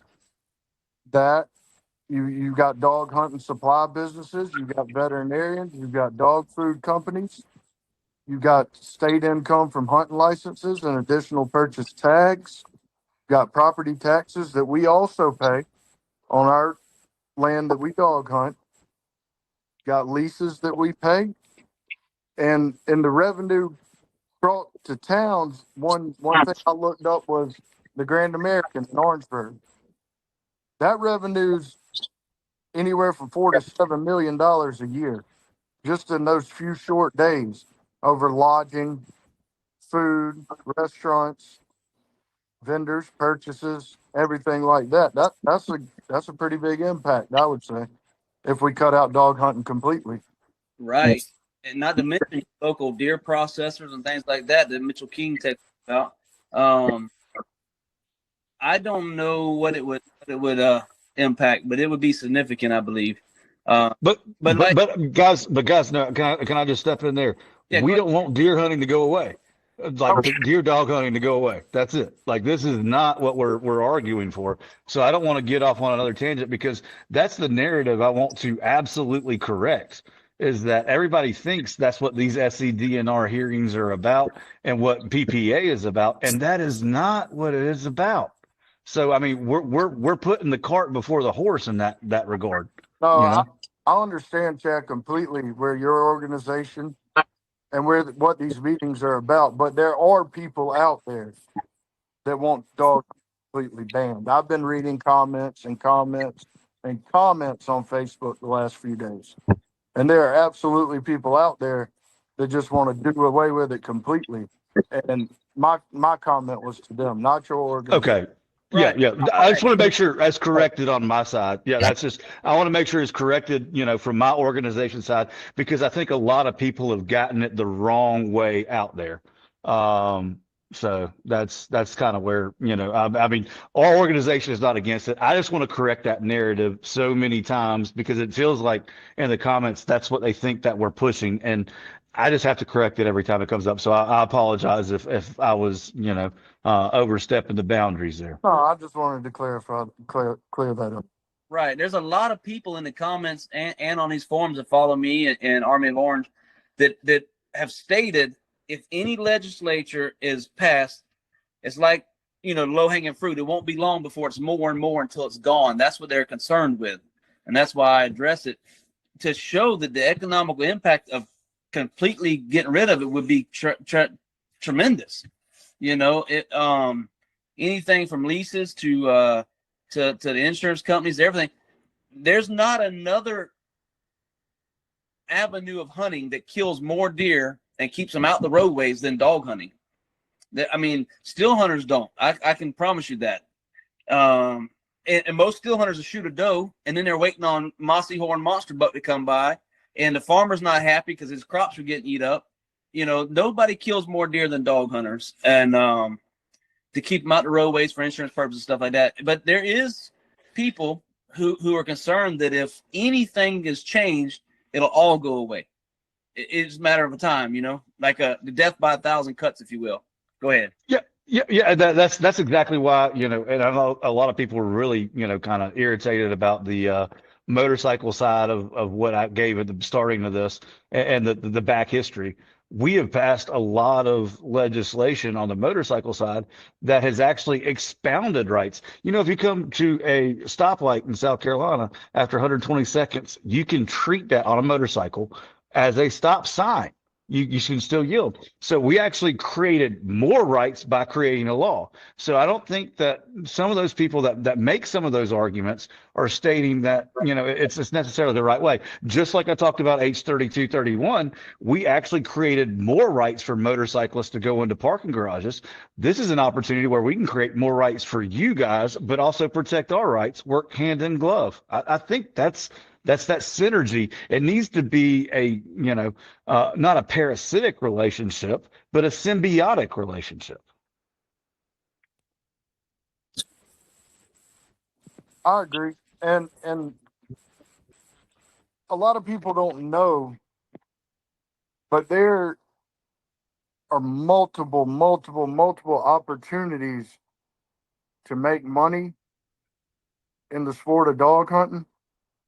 There are multiple scholarship opportunities for my child. And Yes. to the people that want to completely ban dog hunting, that's going to take a lot off of my table if it does happen to happen like that. You know, Yeah. A lot on my because I spend a fortune dog hunting. oh, me too, absolutely. I mean, Yeah. the price of dogs, the price of equipment, everything else. I hunt 6 nights a week year round. Phew. What the moral, Chad, is we're trying to push is the majority of us dog hunters, whether it's coon, rabbit, hog, we want to be good stewards and good neighbors, and we're trying to find a common goal that achieves that. Absolutely. Yeah, and I agree with that, and that's what this is all about. So I really appreciate you guys. I know we're getting towards like the last quarter hour of it. Y'all ever want me back on? I'll be happy to do it too, because I mean this is the start of it's kind of one of those things that this is just beginning with these open public forums. I'm still be on for the rest of my allotted time. However, if y'all want me back on, I'll give an open invitation and be open and transparent as to what my organization is dealing with. And additionally to that, that's where once DNR in South Carolina, once again, I know there's a lot of people from other states that might be tuning in. This is only as it pertains to here in South Carolina. That legislative process is going to be the very next battle. And as Todd alluded to, we're going to be dealing with, the fact that we might get something in there that we have to work together to oppose, which that's why these conversations need to keep happening, and that free range of communication needs to keep happening. And anybody that wants to reach out to me or my organization, there's a Facebook page, there's also a website. Be happy to hear from you. And as long as it's a civil conversation, I'll never have a problem with that. Even if you tell me to, put it where the sun don't shine, I can understand where you're coming from, but let's do it in a respectful manner, and at least give me some reasons why to put it there. I, for one, would pay to hunt deer behind dogs. I can't do it where I live, and I haven't had anyone to go with for several years. I haven't ever seen a deer dog outfitter. That's because there aren't any. There aren't any deer dog outfitters. But that is something that I've thought about is tourism. You can only do this in a few places in the country. I went to Idaho to hunt elk because I couldn't hunt elk in North Carolina. People would come to North Carolina to hunt deer. Todd, talk to that. You've seen my page, and anybody that wants to dog hunt, they're more than welcome to get me and come do it. I have no problem riding anybody around from anybody. I've invited people from Mexico to come hunt. There's a guy invited me to go to Sydney, Australia, and hunt stags ahead of dogs. Come hunt with me. Enjoy it. If you don't have a place to hunt, you're more than welcome to come ride with us. We love fellowshipping and friendshipping with new people. That's just what it's about. And I agree, Chad. If you want to, anybody in your organization wants to come along on a coon hunt or whatever it may be and see how it's done the correct way, you're more than welcome to come. I appreciate it, dude, and I'll probably take you up that. And like I said, starting this out, put up or shut up. I met with them yesterday in Columbia, and I invited them to come down to my property and dog hunt.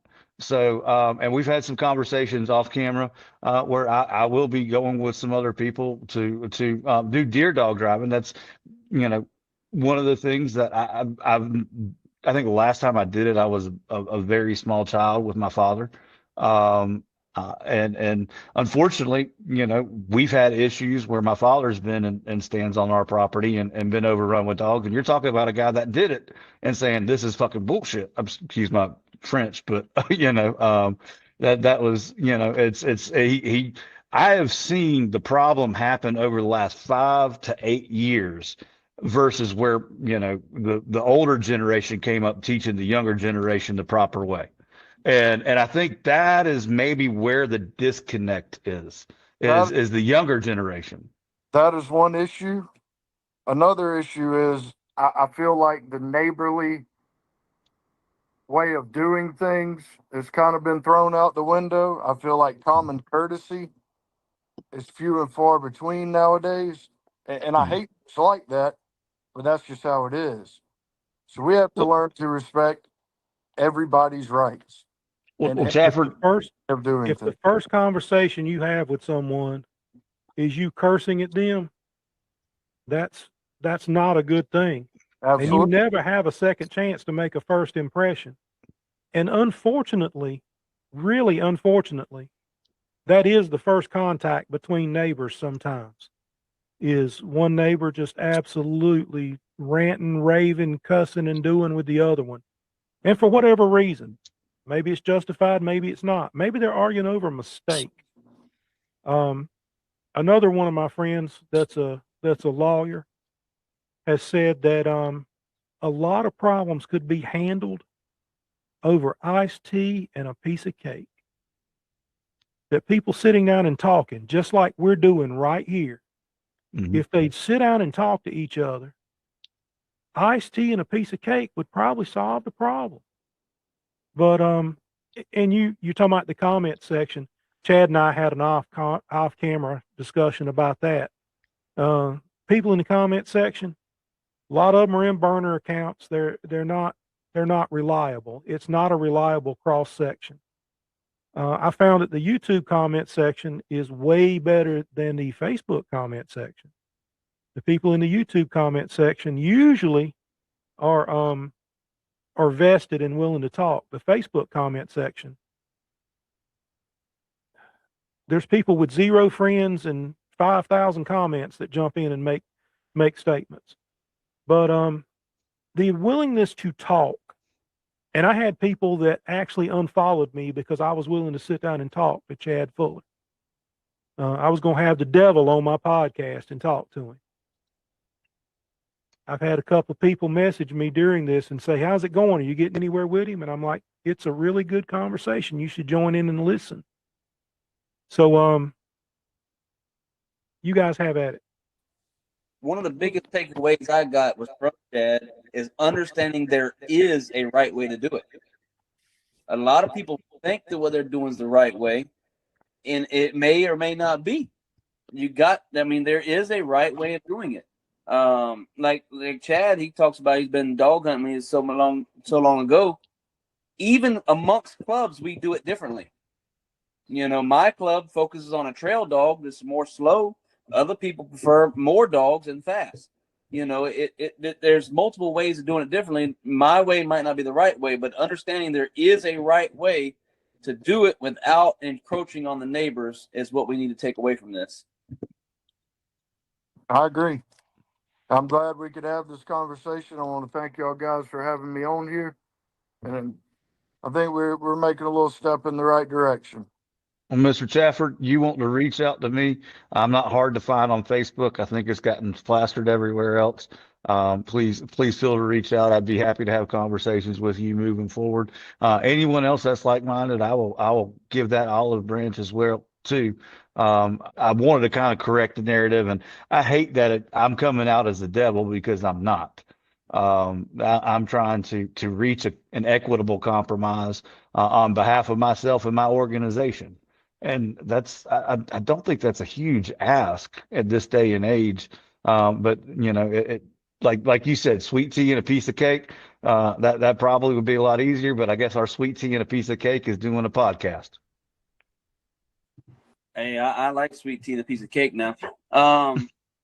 Before we get off here, I've recently partnered with Swamp Donkey Outfitters for your hunting stuff, and I would like to see hunting continue because I'd like to see them guys in a small mom and pop shop, veteran owned, continue to grow. And I'm afraid that there'd be so many people disenfranchised and out of a business if this was to be eradicated. So I definitely want to keep it going. And Chad, if you want to dog hunt, get with me.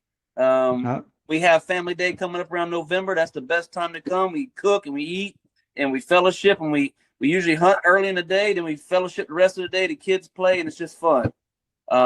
That's always the best time to come for us. But I've enjoyed it, and I appreciate everybody's willing to talk about it. You know, that's the one thing to move us forward is talking about our shortcomings and improving on them. Yep. And one more thing I'd like to say is I myself and my buddy Eric Presley runs a nonprofit called Battlefront Outdoors. Well, we've taken several veterans and disabled and law enforcement, etc., in the woods on dog hunts. That's something I enjoy doing. So if y'all guys know any disabled or veterans or anything, get with Eric on Battlefront Outdoors, and we'd be glad to take them on. That sounds great. Look, guys, if you guys want to end it, we can. But I mean, the 8 o'clock thing, if you guys have got more stuff we need to cover, we don't have to shut it off right at 8. I'll give a couple more minutes. You don't want my hourly billable rate, though. I promise you that. I'm not paying you. Well, you'll get a bill. No, don't worry about it. No, it's no, but from that standpoint, I don't mind talking for a little bit. But what I will say is, you know, and I love the disabled veterans and stuff. I do the same thing on my property. And in relation to that, one of the things that I found too, that if you take a Harbor Freight trailer, they're really cheap, and you can build a blind on it. Once again, I'm coming from a steel hunter perspective, so y'all don't crucify me, you know. But it's already got the ramp on it, and we move it around the property, and it works out great for disabled veterans and things like that. And it's a way you can put it right on a side by side and move it in and out, and I love anything that has to deal with our veterans and helping, you know, that, and that is definitely one of my passions as well. So this, we got somebody here in the comments. Minimum acreage will not work. There's not enough acreage for everybody to have big tracts of land. I've been hunting on my club for 45 years. Are you guys with big tracts of land going to let me come hunt with you? The answer was yes. It's already been answered. Maybe you're tuning in late, but it's already been answered that yes, you could. Steven said you couldn't bring your dogs to run on his club, but you could come visit and you could hunt with his dogs. And the reason being was you need to be able to stop the dogs. Steven, your fan told you made some very good points, like having deer run on other people's property. And the still hunters would rather cuss you out than help you get your dogs and get out of the way. I can't hunt my dogs off property. I just want to get them back and get off your property. That is Jamie Bolt. Yeah, I just said that sometimes, unfortunately, the first contact you got with somebody's them cussing at you. But I generally don't have that happen to me.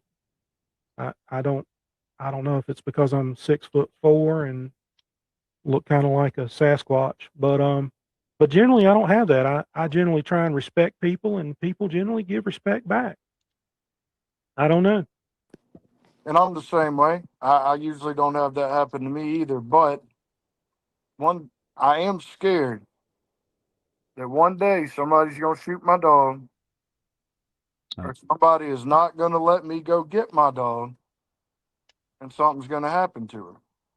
I mean, there's so many cases, and Todd, you've seen firsthand and done podcasts on some of them of dogs being shot off of trees, not harassing livestock, not doing anything but tree, and people will shoot them off of a tree.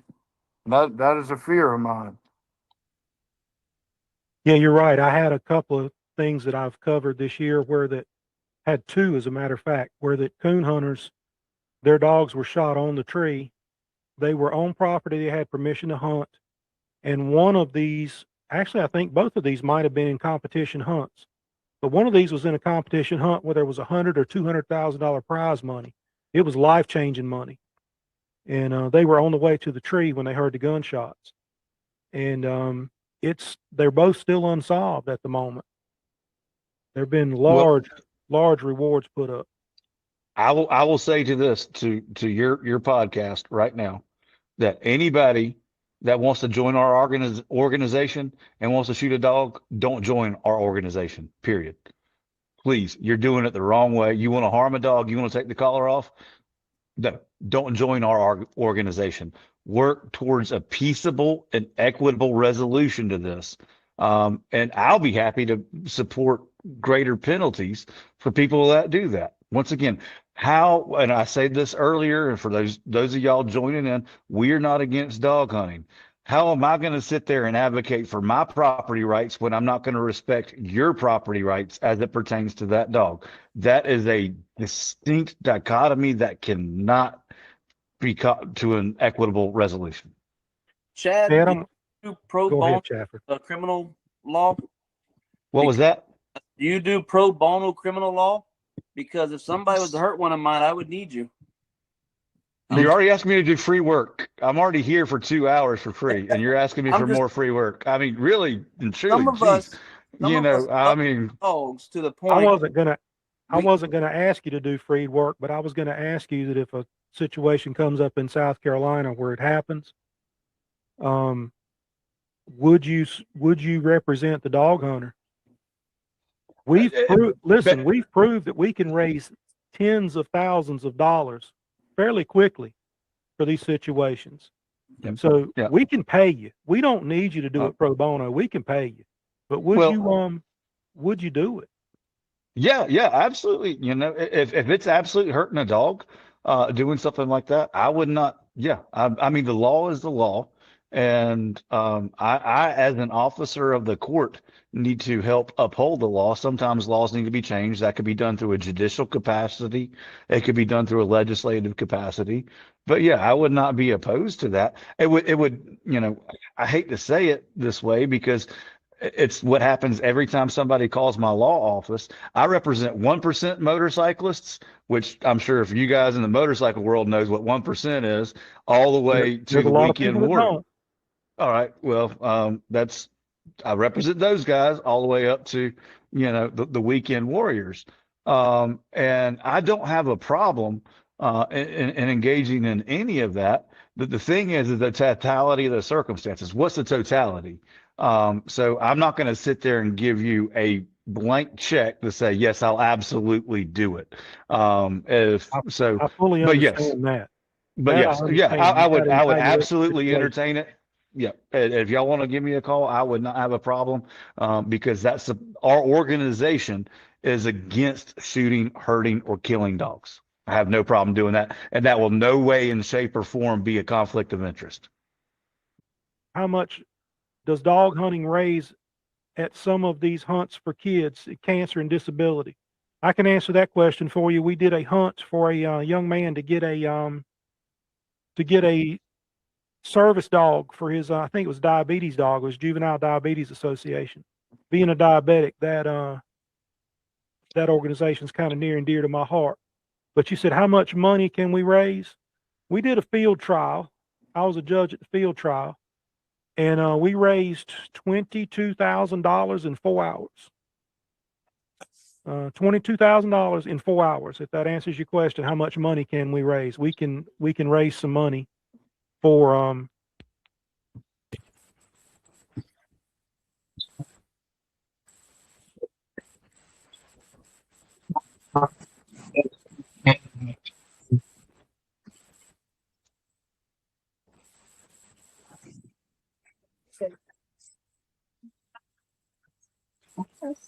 Todd, you on again.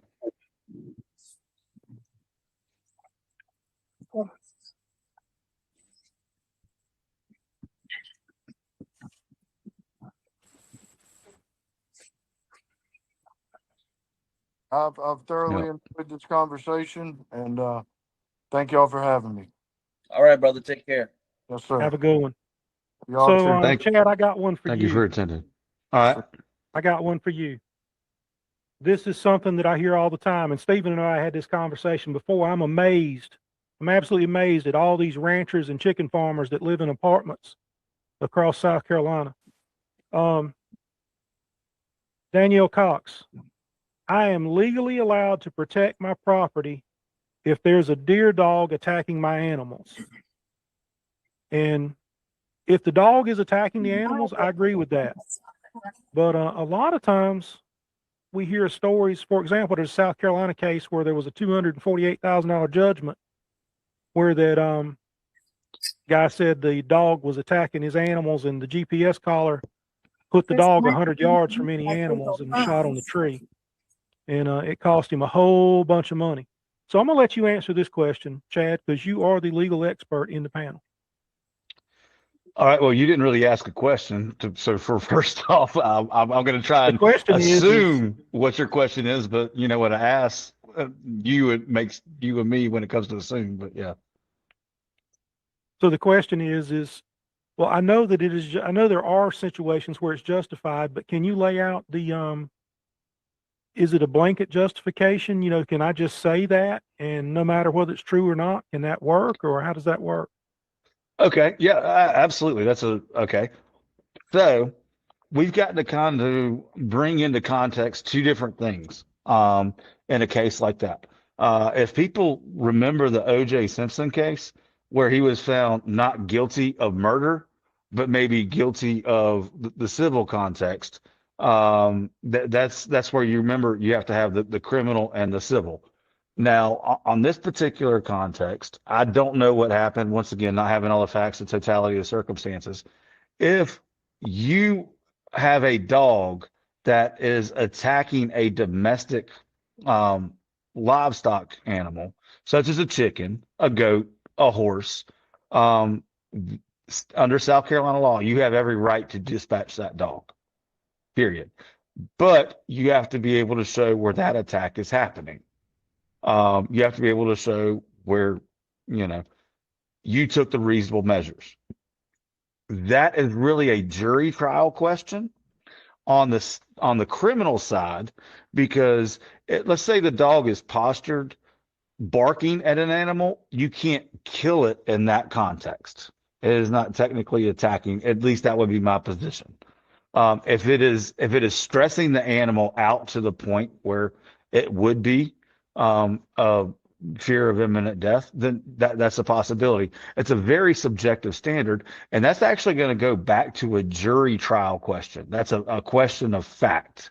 So with the totality of the circumstances in that particular situation, is it reasonable or prudent for someone to have taken the measures that they took? Now, from a civil context perspective, if your animal does attack someone, you have to give restitution and damages for the animal that has been destroyed.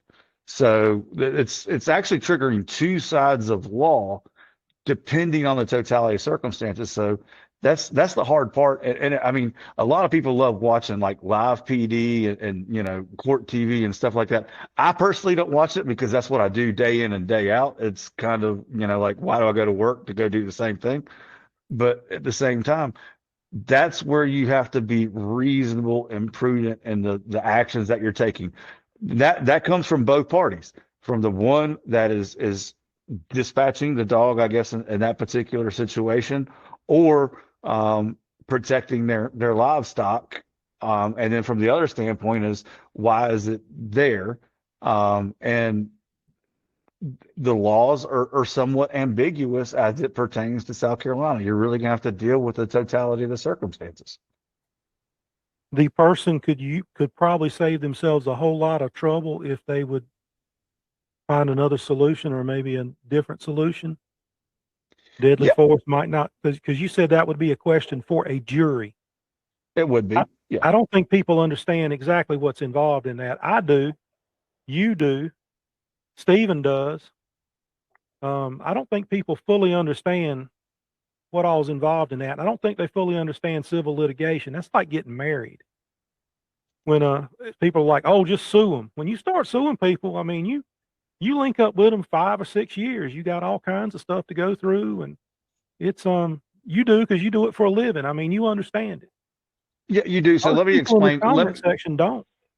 Let me explain that between, okay, so from a criminal context, that's what DNR would be doing, enforcing it under the executive branch. If you go back to, and a lot of people didn't pay attention in high school, learning about, the government, learning about the executive branch, the judicial branch, and obviously the legislative branch.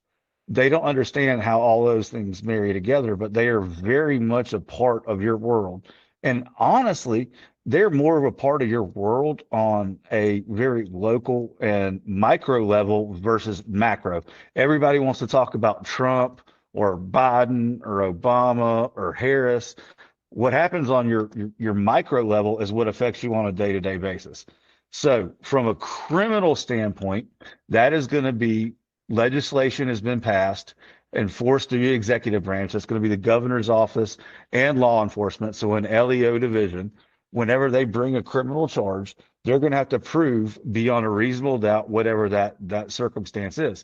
For me as a criminal defense attorney, I don't have to prove that my client is innocent. I just have to create reasonable doubt. Okay. So a lot of people will say, like, well, why are you representing this person? And when you know they're guilty, I don't know they're guilty. That's going to be up to a jury question.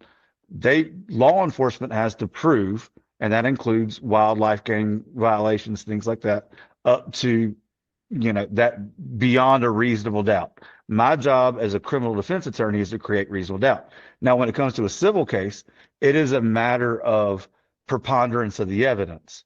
And preponderance of the evidence is if you take Lady Justice and you're just saying, I put a feather on the scale and it goes this way, that is my preponderance. I don't have to prove that hard when it comes to beyond a reasonable doubt.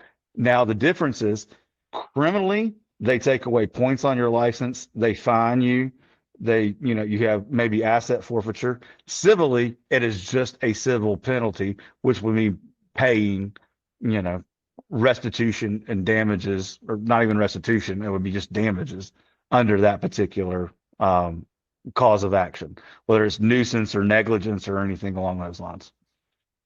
Thank you on that. The person that asked the question said, thank you for clarifying. And you got one more, and we're going to put a bow on it unless you guys want to talk about something else. The Myers person and the only reason I'm taking their question now is because they tried to get in.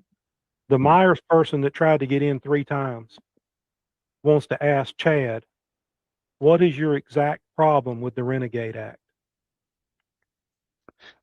We actually explained that earlier in this podcast, was that as the Renegade Act is currently written, it is almost unenforceable. I don't have a problem with the Renegade Act. The issue is going back to that, opinion from Alan Wilson and the South Carolina Attorney General's office. It is not addressing the issues that my clientele or my organization has currently. So that's the issue. Is it's not a bad act. It is just too gray to where we have taken the handcuffs off DNR agents to affect the bad apples and put them on their own hands, the own DNR agents' hands, versus putting them on the hands of the bad actors. Okay. So basically, you're saying that it's handcuffing them; they can't complete their tasks. Is what you're saying? Yes, and that's coming from numerous conversations with SCDNR, from not only the administrative side but also the law enforcement side. That is what has been an issue, is because they are essentially prescribed from making those tickets, and it's a piss poor allocation of resources, because now you're having all these calls about the deer dogs, for problems like guys like me and PPA, and there is no legitimate way to address the issue because it's conflicted under that preemption doctrine. So they responded again and said, no beating around the bush. What's your exact problem with the Renegade Act? I feel like you answered with your opinion, and you even cited some legal action. So I feel like I've got your answer. He's basically too gray. It's not specific enough. It just needs to be massaged. It needs to be massaged into a way that it would be enforced to address the bad actors. That's the issue. In its current state, it is not addressing the issues.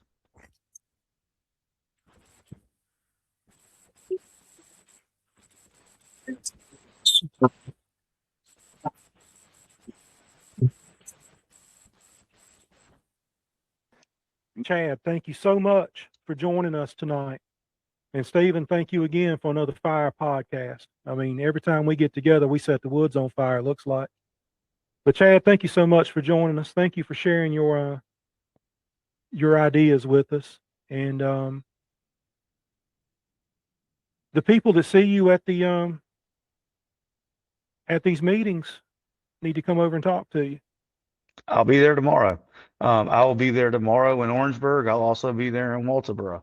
I wouldn't mind having a conversation with any of you guys, and that's what we're here for. But just please keep it respectful, cordial, and admittedly, I have had some people, threaten me and have some negative things to say. And if that's what you're coming with, please don't, because that's just not what this is about. I think a lot of it, Chad, is people are afraid of change. They don't understand, and they don't want no change because they're afraid if anything changes, all will change. And the history has shown that with other regulations, with the commercial fishing on the lakes and other things like that.